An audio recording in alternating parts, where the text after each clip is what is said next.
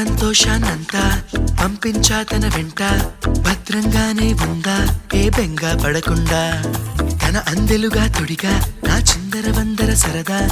ఆడిస్తుందా లేదా సందడిగా రోజంతా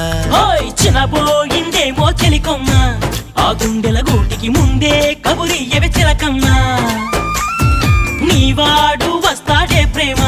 అని త్వరగా వెళ్ళి నువ్వు విన్న కథలన్నీ చెప్పమ్మా కాకమ్మా తీసుకుపోని వెంట వస్తా తీసుకుపోని